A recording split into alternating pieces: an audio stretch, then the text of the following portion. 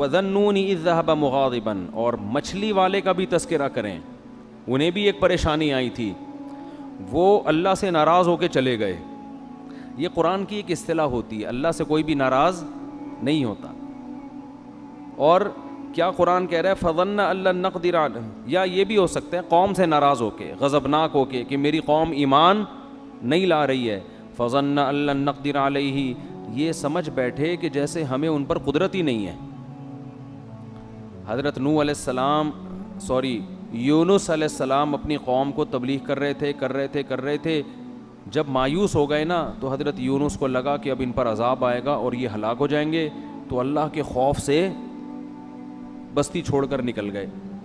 اللہ کے علم میں یہ بات تھی کہ جب یہ قوم عذاب دیکھے گی تو توبہ کر لے گی.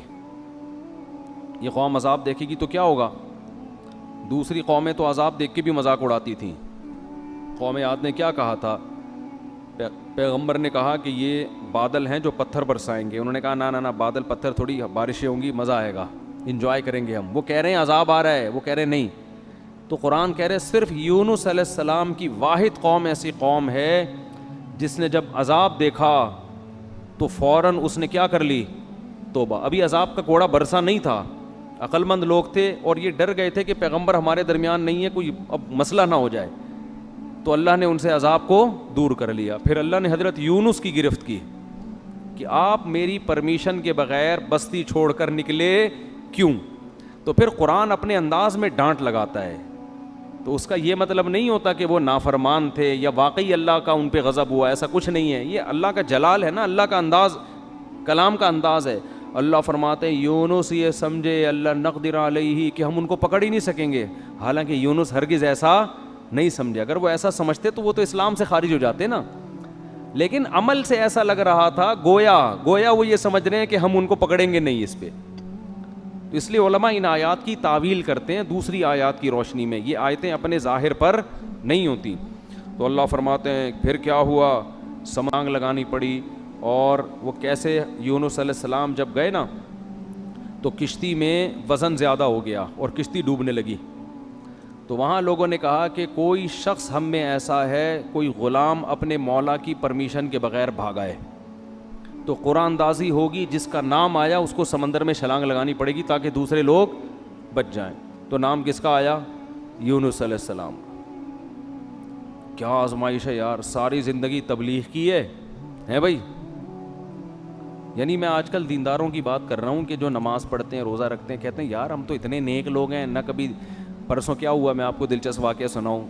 میں کسی کام سے صدر کی طرف رات کو جا رہا ہوں 2 بجے. راستے میں ہوٹل میں ہم نے کہا کہ چلو کھانا کھاتے ہیں، بھوک بہت سخت لگ رہی تھی، کھانا نہیں کھایا ہوا تھا.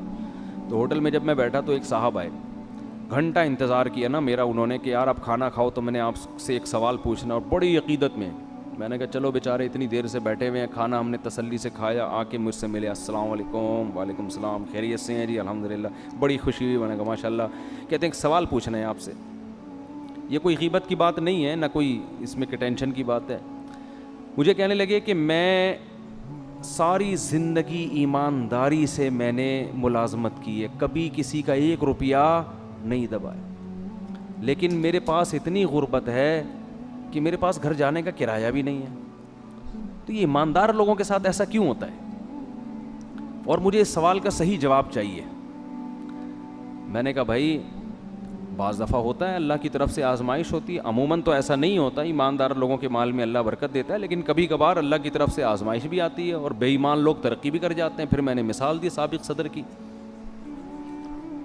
میں نے کہا ایمانداری کا عالمی ریکارڈ قائم کیا ہے، مگر آپ دیکھو پیسہ ہے کہ آیا ہی چلا جا رہا ہے. آئے پوری اسٹیل میں 1 چمچ اسٹیل کا کھا سکتے ہیں آپ؟ ہیں بھائی 1 چمچ ہم اسٹیل کا چبا نہیں سکتے، اور بعض لوگ پوری اسٹیل ملیں کھا گئے ہیں. تو میں نے کہا دیکھو یہ تو اللہ کی طرف سے. مجھے کہتے ہیں جواب درست نہیں ہے. کہتے ہیں آپ کے جواب سے میں بالکل بھی مطمئن نہیں ہوا.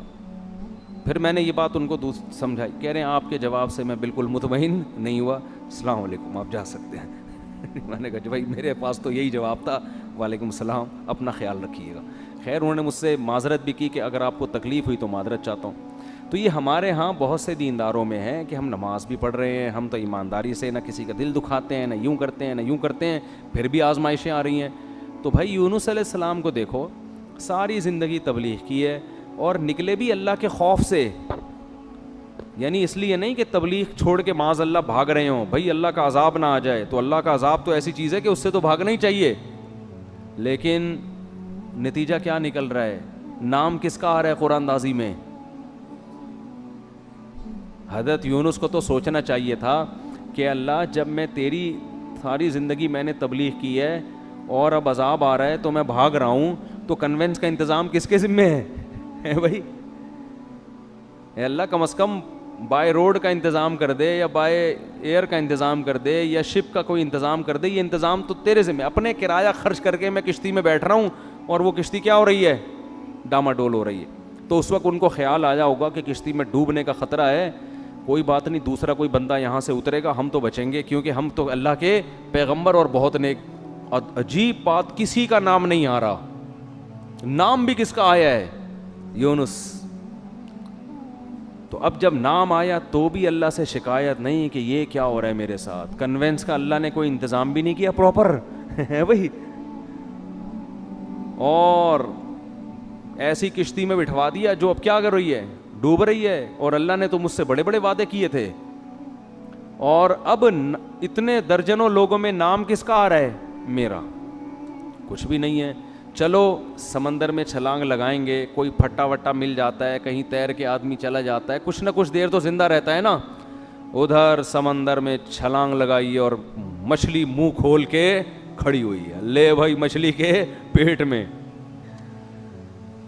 لیکن ایک حرف شکایت کا نہیں آ رہا۔ قرآن ہمیں یہ سب کیوں بتاتا ہے؟ اللہ سے اچھا گمان رکھو، ہر غلطی اپنے کھاتے میں ڈالو، ہر غلطی نہیں بھی ہو تو بولو میں غلط ہوں۔ ہر غلطی کس کے کھاتے میں؟ بھائی میں ہی غلط ہوں۔ مجھے یاد ہے ایک دفعہ ہم جب چھوٹے بچے تھے نا، اس وقت تبلیغ والوں میں بڑا جوش ہوتا تھا، اب بھی ہے لیکن وہ والا جوش رہا نہیں ہے، وہ بڑا جوش ہوتا تھا بھائی۔ وہ جب 3 دن کی جماعت آتی تھی نا، پورے محلے کو ہلا کے جاتی تھی، وہ ہر ایک کو لے کے، کوئی گٹر کے ڈھکن پہ بیٹھے ہوئے اس کو سمجھا رہے ہیں، ادھر لے آ کے چائے پلا رہے ہیں، بڑا اب بھی ہے لیکن ظاہر ہے جو چیز شروع میں ہوتی ہے اس میں جوش زیادہ ہوتا ہے، تو وہ بہت محنت تھی۔ تو کیا کہہ رہا تھا میں؟ نہیں، مچھلی کی بات، ہاں۔ تو مجھے یاد ہے ان میں ایک ساتھی تھے، انہوں نے جماعت میں بہت وقت لگایا ہوا تھا، سال لگے ہوئے تھے ان کے، اندرون ملک بیرون ملک، بڑے محنتی اور بڑے متحرک۔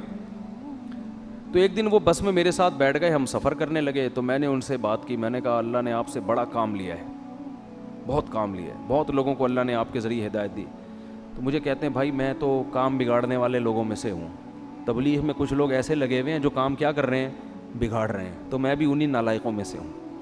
مجھے ان کا یہ اسٹائل بڑا پسند آیا، میں نے کہا اتنا کام کر رہا ہے یہ بندہ، لیکن اگر ذرا سی کسی نے تعریف کر دی تو کیا کہہ رہے بھائی تبلیغ میں کچھ لوگ ایسے ہیں جو بیڑا غرق کر رہے ہیں تبلیغ کا، انہی بیڑا غرق کرنے والوں میں سے ایک میں بھی ہوں۔ اب کوئی بیوقوف ہوتا تو کہتے پھر نکل جاؤ تبلیغ سے، ٹھیک ہے نا۔ تو یہ تواضع ہے کہ بھئی ہم کیا کر رہے ہیں، ہم تو کام بگاڑنے والوں میں سے ہیں۔ تو اللہ کو یہی پسند ہے، دعوے اور بڑی بڑی باتیں نہیں کرنی چاہیے۔ تو یونس علیہ السلام کو جب مچھلی کے پیٹ میں گئے ہیں تو قرآن کہہ رہا ہے احساس ہو گیا یونس کو کہ غلطی کس کی ہے بھائی میری، کچھ غلطی ہوئی ہے، ورنہ اللہ غلط نہیں کر سکتا کسی کے ساتھ۔ فنادا فی الظلمات، قرآن کہہ رہا ہے اندھیروں میں پکارا، ایک تو مچھلی کے پیٹ کا اندھیرا، ایک سمندر کی تہہ کا اندھیرا، اور ایک رات کا اندھیرا۔ یہ رات کو واقعہ ہوا ہے، کتنا خوف ہوگا، ابھی آپ کو سمجھ میں نہیں آ رہا، کبھی سمندر میں رات کو سفر کریں، پھر آپ کے اچھوں کو بھی سمجھ میں آئے گا کیا حالت ہوتی۔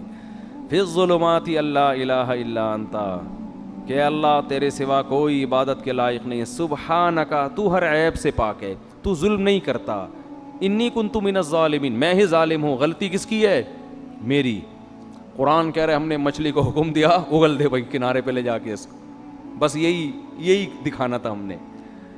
اور پھر اللہ نے کیا کیا، جب مچھلی نے کنارے پہ اگلائے تو سمندر کے کنارے پہ تو کچھ بھی نہیں ہوتا، وہاں اللہ نے اپنی قدرت سے فوراً درخت پیدا کر دیا، چھاؤں پیدا کر دی، اور پھر ان کو حکم دیا واپس جاؤ اپنی قوم کے پاس، ہم نے اس قوم سے عذاب کو ختم کر دیا ہے۔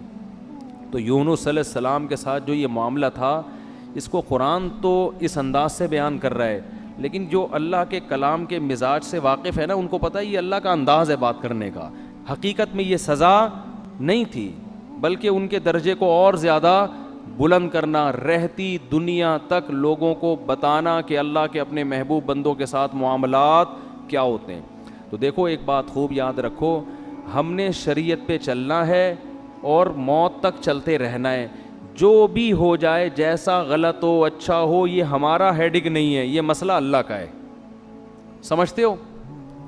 اور آپ نے اپنے لحاظ سے شریعت کے حکم پر عمل کیا، بعد میں پتہ چلا حکم ایسے نہیں بلکہ ویسے ہے، ٹینشن لینے کی ضرورت نہیں ہے، بھائی ہم تو اسی کے مکلف ہیں۔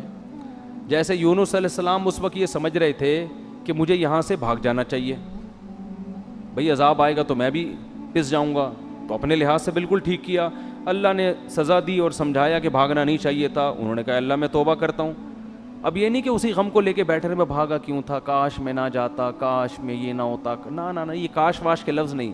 علماء کہتے ہیں اگر آپ سے غلطی بھی ہو جائے، جب توبہ کر لی نا، اس غلطی کو ہمیشہ سے اپنی ڈکشنری سے نکال دو، پھر یہ پاگلوں کی طرح سوچنا کاش یہ نہ کرتا، ہائے ہائے یہ نہ کرتا، یہ پاگل اور وہمی ہونے کی علامت۔ غلط ہو صحیح ہو، جو آپ کے سمجھ میں آ رہا تھا آپ نے اس وقت کیا۔ غزوہ احد میں دیکھو نا، 70 حضرات شہید ہو گئے، تو یہ نہیں کہ صحابہ بیٹھ کے بار بار یہ سوچ کاش ہم مدینہ سے باہر نہ نکلتے، کاش مدینہ کے اندر رہتے، اس نے یہ بولا تھا، انہوں نے بولا تھا مدینہ سے باہر جاؤ، انہوں نے مروایا ہے، اس نے یوں کروایا ہے، یہ کروایا۔